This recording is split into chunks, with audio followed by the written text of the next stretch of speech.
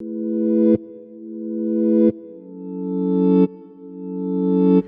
guys, welcome back to my channel. My name's Poppy and I'm a travel vlogger who currently lives in Shenzhen, China. And in this video, I'm going to do a cost breakdown of my expenses for a month living here in China. I do want to warn you ahead of time though that because I live in Shenzhen, Shenzhen is a city that is one of the most, if not the most expensive city in all of China. It's up there with Hong Kong. Hong Kong is definitely a lot more expensive, but Shenzhen is pretty much equivalent. Now the cool thing though about Shenzhen, which I've mentioned in other videos, is it's kind of the best of both worlds because you can live here for really cheap and you can live here really luxuriously, so really expensive. And it's just kind of dependent on the person you are. You know, what is it that you need to spend your money on to feel comfortable and to be happy? And I hope that it gives you a pretty good estimate of how much it would cost. So let's just jump right into this.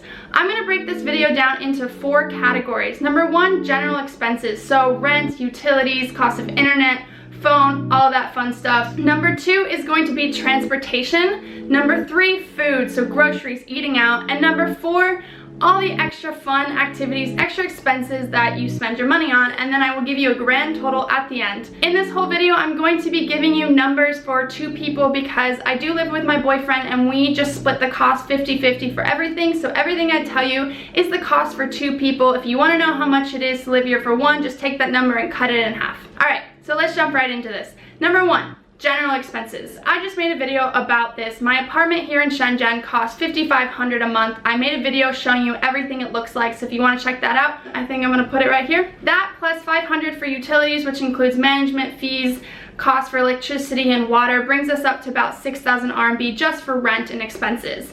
Then we probably spend about 80 RMB at most for water. We order water directly to our door. We maybe buy at most 4 barrels. They're very big barrels, so you don't need a lot, and that's probably how much we spend on water because you cannot drink the water here from the tap. You do need to order purified water. Then we have internet. Now internet's very interesting here because you just pay for it as you would with phone service. Like you pay how much you want to use. Versus in the US, when I've ever paid for internet, Comcast is what I used to pay for, you had to pay per month a set fee. Well here, when we run out of internet, we just pick a number like 100, usually we put about 200 RMB, and then we just top up our internet until it runs out, and when it runs out, we just put more money. Then we have our phone. We've probably spent in total for 7 months living here, combined 200 RMB. Now, we don't use our data all the time, and that's because China is awesome and has Wi-Fi everywhere. You can get Wi-Fi in the metros, you can get Wi-Fi in grocery stores, at the malls.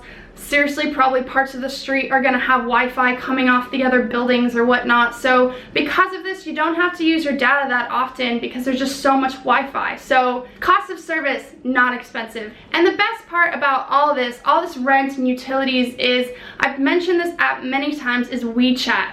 All these expenses, you just pay via WeChat. WeChat is a super app. It's basically take all the apps that you need and combine it into one app. And that's WeChat. So convenient. So when you want to pay rent, we do it via WeChat. You want to pay your internet, you top it up via WeChat. Your mobile service, WeChat. Now that we've talked about general expenses, let's go to our second category, which is transportation. Transportation is so cheap here. It is one of the perks about living in China. The metro costs next to nothing, and it's really convenient because you can buy these cards that cost 100 RMB for the card, and it comes with 50 already stacked onto it. And what you do is you just fill it up with how much you want to use. So same idea with internet, same idea with your phone service. However many rides you want to use, you just pay for that. You don't have a set fee. I typically top up my card about 100 RMB. So for 2 people, 200 for transportation a month. And that gets us everywhere. For us to go from, for example, Nanshan, where we live, to the other side of Fujian, which is about an hour via metro, it costs about 5 kuai, which is not even $1 one way. Taxis are also really cheap. Also, renting bikes. That is so cheap. There's bike sharing everywhere. When you walk around China, it's just unbelievable how many bikes are available to use. And that costs 1 RMB per half hour.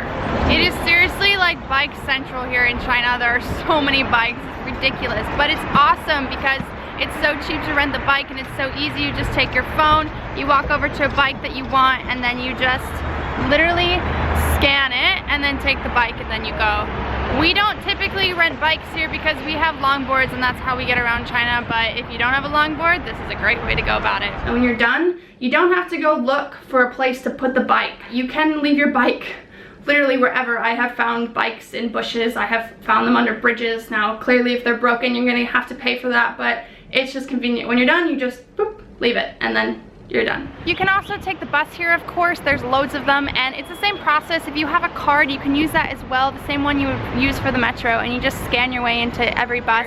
I do recommend, if you do travel to China, even just for a few days, a few weeks, to buy a card because it's just really convenient. The machines are pretty iffy. When you try to go buy a ticket, they don't always respond to your touch. It's funny because when we've gone to Hong Kong is really expensive for transportation. We just went there for a day, and just taking the metro from the outskirts of Hong Kong to the center, the central area, was I think 40 Hong Kong dollars a person, which is really expensive comparable to Shenzhen and other areas. So the third expense I want to talk about is food. Now I want to break this down into groceries and eating out. Groceries, we spend on average together around 400 to 500 RMB a month, so about 100 RMB a week. That's because we only shop at markets, little individual markets that you're buying your food, fruits and vegetables from vendors who probably own a farm somewhere, and you know, we buy carrots that still have all the dirt on them, and it's really, really cheap. If you go to the grocery stores, it's still cheap, it's just not gonna be that cheap. They have grocery stores here like Walmart, which is a little different, but it still has your general staples that you'd want. They have another store called Olay, which I like to refer to is basically the Whole Foods of China. It's really expensive, but it has really good food and products, and a lot of Western products that I sometimes miss and want to buy. I woke up with another siren in my mind. I can't decide if I was dreaming or alive. Something circling the water where I'm swimming. One thing about living here is that cheese is so expensive, so my boyfriend and I kind of just agreed to give up cheese in general, so that's not included in our cost. It's just, I can't afford it. I read into it deep, I got the combat ready on lock for you. I'm watching all the clocks, but the talk of the ticking hand stop for you. I'll write the plot for you, but won't implement an ending. My eyes are realizing what I'm witnessing is tempting, but let me recollect myself first. I'm actually gonna buy some cheese.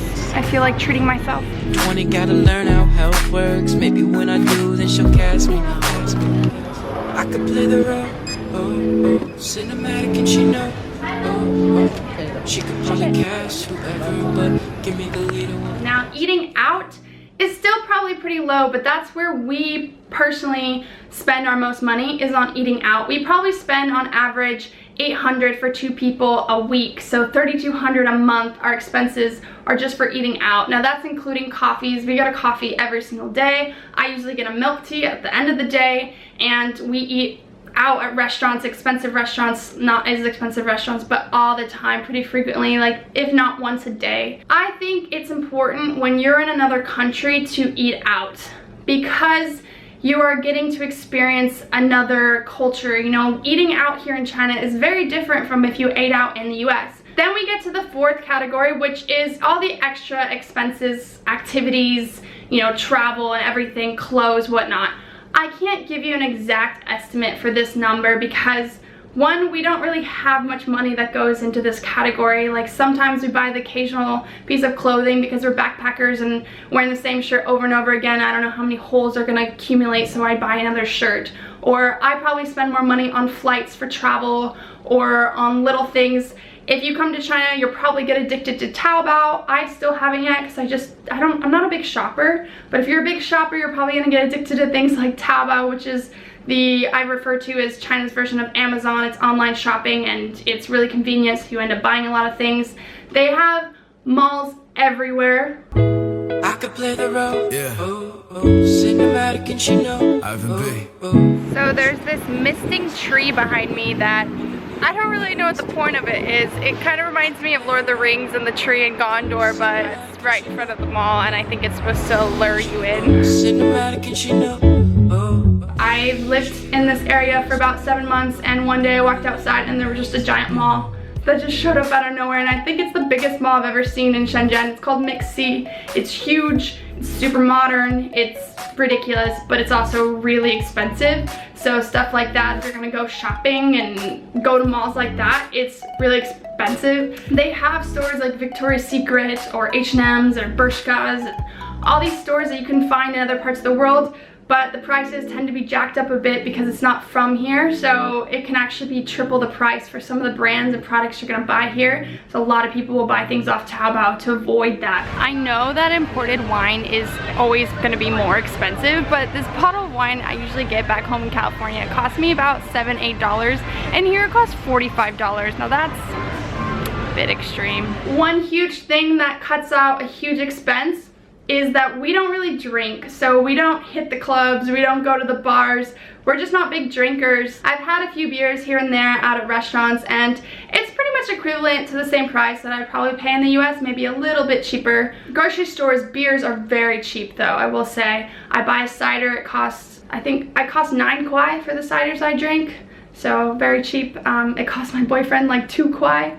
Or maybe 3, 4. He drinks Tsingtao, so cheap. So if you buy them in the grocery store, it costs nothing. If you take 3 of the 4 categories that I mentioned at the beginning of this video, that brings us to a sum of around 10,000 RMB. That plus those extra expenses, let's say 1,000 RMB, brings us to a new total of 11,000 RMB for 2 people. If we divide that by 2, that brings us to 5,500 a person, so roughly $833 that I will spend for a month to live here in China. I'm very interested to hear your feedback if you think that's a lot of money to be spending here in China, or if that's really little, if that's on the low end. But that is pretty much our cost breakdown. I hope you enjoyed this video. If you found it interesting, give it a thumbs up. If you're new, remember to subscribe. Follow my Instagram where I post a photo once a day, and I also do a lot of my stories so you can see what I'm up to. And yeah, thank you guys for watching. I will see you next time. Bye bye. Meow.